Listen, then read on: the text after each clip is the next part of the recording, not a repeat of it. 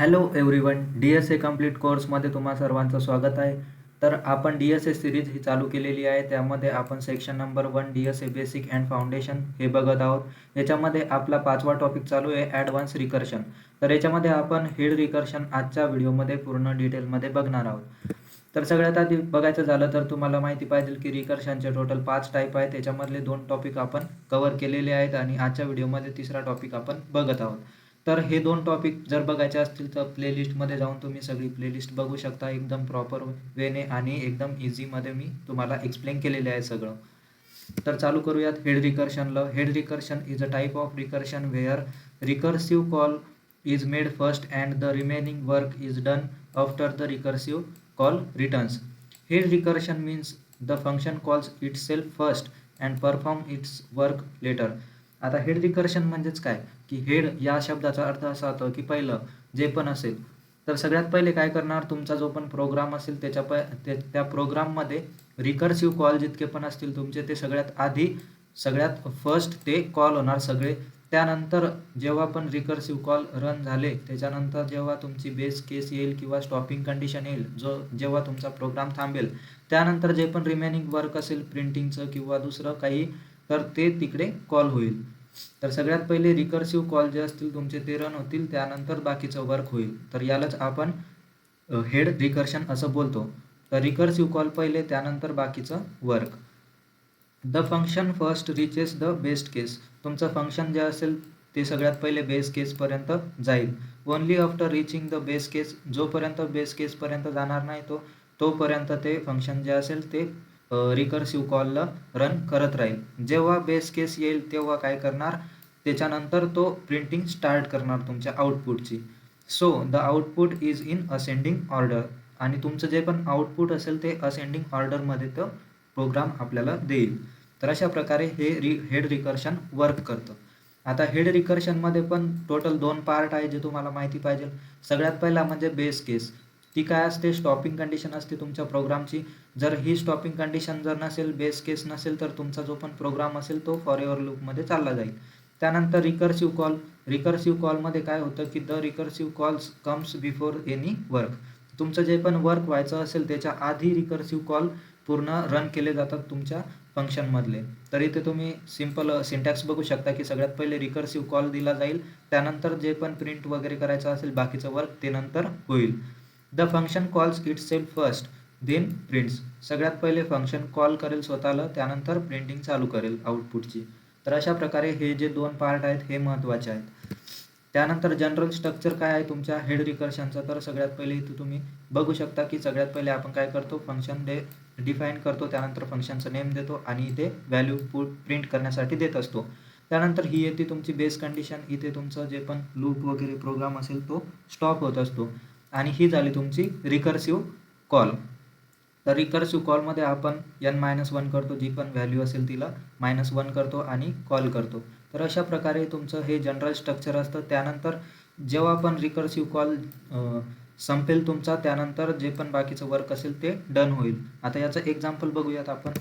एक्झाम्पलमध्ये बघायचं झालं तर आपण प्रिंट नंबर्स युजिंग हेड रिकर्शनचा यूज करून आपण काही नंबर्स प्रिंट करूयात. तर इथे सिंपल एक्झाम्पल घेतलं आहे मी. इथं फंक्शन डिफाईन केलेलं आहे, त्यानंतर फंक्शनचं नाव दिलेलं आहे हेड रिकर्शन आणि ब्रॅकेटमध्ये दिलेलं आहे n. मग nची व्हॅल्यू काही पण आपण देईल नंतर ती प्रिंट होईल. त्यानंतर आपण एक इथे इफची लूप दिलेली आहे, त्याच्यामध्ये आपण बेस केस दिलेली आहे की n = 0. तो चेक करेल की तुमचा जो पण nची व्हॅल्यू आहे ती 0 आहे का. आणि रिटर्न कशासाठी वापरतो, तर तुमचा जो पण प्रोग्राम असेल तो स्टॉप करण्यासाठी. जेव्हा ही कंडिशन येईल तेव्हा काय करेल, लूपला स्टॉप करेल. त्यानंतर आपण रिकर्सिव्ह कॉल आधी दिलेला आहे. मागच्या एक्झाम्पल्समध्ये जर बघितलं तुम्ही इनडायरेक्ट आणि डायरेक्ट रिकर्शनमध्ये, तर आधी प्रिंट असायचं त्यानंतर हा कॉल दिला जायचा फंक्शनचा. पण याच्यामध्ये हेड रिकर्शनमध्ये आधी आपण सगळे रिकर्सिव्ह कॉल जे असेल ते आपण प्रिंट करतो, त्यानंतर कॉल करतो त्यानंतर आपण प्रिंट करतो, अदर वर्क करत असतो. तर अशा प्रकारे हे सिंटॅक्स आहे तुमच्या हेड रिकर्शनचा किंवा एक्झाम्पल तुम्ही बोलू शकता. त्यानंतर आपण कॉल देणार आणि त्याच्यामध्ये सगळ्यात पहिले आपल्याला काय करायचं आहे, 5चे जे पण नंबर्स असतील 5 पासून ते आपल्याला प्रिंट करायचे आहेत. तर इथे कॉल दिल्यानंतर ते फंक्शन इथे जाईल आणि इथे चेक करेल की यांची व्हॅल्यू 5 आहे, तर 5 इज इक्वल्स टू 0, म्हणजे 5 हा 0 आहे का हा चेक करेल. तर नाही आहे तर मग काय करेल, लगेच फंक्शनला कॉल करेल, रिकर्सिव्ह फंक्शनला. ते फंक्शन परत n-1 करेल, 4 येईल, 4ला परत इथे रन करेल, 4 इज इक्वल्स टू 0 आहे का ते बघेल, नाही आहे, मग परत इथे येईल, परत रिकर्सिव्ह कॉलला कॉल करेल आणि मग 3 येईल, असंच करून 2 येईल, त्यानंतर 1 येईल, आणि जेव्हा यांची व्हॅल्यू 0 येईल तेव्हा इथे बेस केसवरती यांची व्हॅल्यू जेव्हा 0 भेटेल त्याला, तेव्हा तो स्टॉप करेल, आणि स्टॉप केल्यानंतर तो असेंडिंग ऑर्डरमध्ये आपला आउटपुट जो असेल तो रिकर्सिव्ह कॉल लास्टचा जो असेल, लास्टचा तुमचा 1 असणार आहे 0च्या आधीचा, मग तो सगळ्यात आधी 1 प्रिंट करेल, त्यानंतर 2 असणार आहे तर मग तो 2 प्रिंट करेल, त्यानंतर 3, त्यानंतर 4 आणि लास्टचा 5. तर अशा प्रकारे असेंडिंग ऑर्डरमध्ये आपल्याला आउटपुट देईल. तर असं हे एक्झाम्पल वर्क करतं. यालाच आपण VS कोडवरती रन करायचं, तर आपण याला रन पण करू शकतो. तर रन करून दाखवतो तुम्हाला. तर सगळ्यात पहिले इथे यायचं आहे, तुम्हाला प्रोग्राम घ्यायचा आहे, त्यानंतर VS कोडवरती जायचं आहे.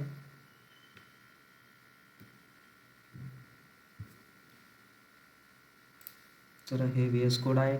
त्यानंतर फाईलवरती येऊन न्यू फाईल क्रिएट करायची तुम्हाला आपण, आणि फाईलला नाव द्यायचं आहे समजा हेड रिकर्शन, आणि .py ने सेव्ह करायची आहे.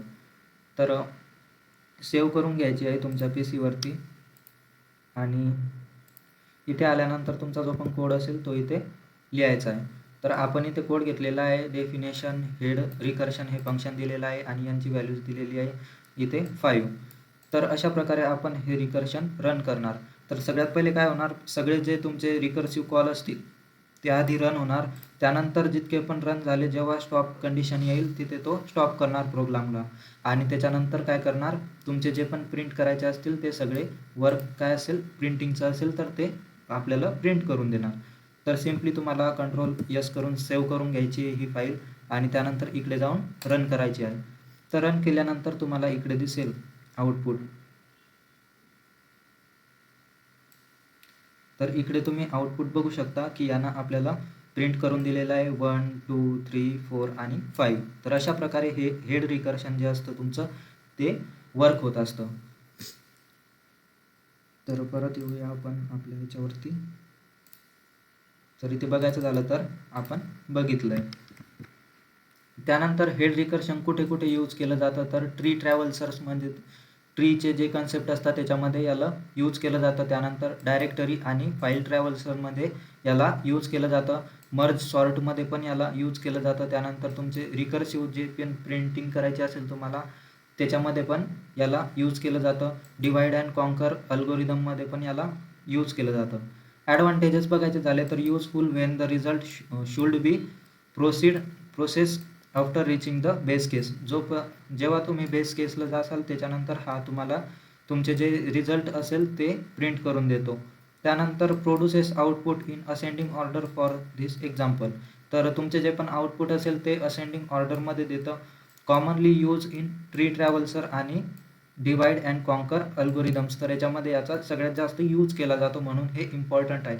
तर तुम्हाला इंटरव्ह्यूमध्ये पण याचं एक्झाम्पल किंवा कोड विचारू शकतात, आणि सिंपल बेसिक कन्सेप्टच तुम्हाला इंटरव्ह्यूमध्ये विचारले जातात.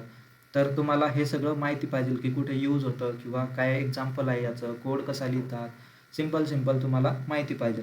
त्यानंतर डिसॲडव्हान्टेजेस काय आहेत, तर युजेस एक्स्ट्रा मेमरी यूज करतं कॉल स्टॅकमध्ये.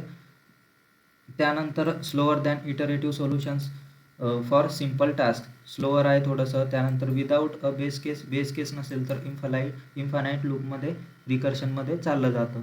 तर अशा प्रकारे तुम्हाला हे सगळं माहिती पाहिजे. तर हा हेड रिकर्शन होतं, हे आपण कव्हर केलेलं आहे. त्याच्यानंतर अजून 2 टाईप आहेत ते आपल्याला कव्हर करायचे आहेत. तर अशा प्रकारे सगळे टाईप्स आपण कव्हर करत आहोत, आणि DSAची सिरीज आपली चाललेली आहे. तर तुमचे जितके पण इंजिनिअरिंगचे मित्र असतील किंवा जे पण प्लेसमेंटसाठी ट्राय करत असतील किंवा second year, third year, fourth year, first year, जितके पण तुमचे मित्र असतील त्यांच्यासोबत हा व्हिडिओ नक्की शेअर करा. ही जी सिरीज आहे DSAची ही खूप हेल्पफुल होईल त्यांना. तर भेटूयात पुढच्या व्हिडिओमध्ये.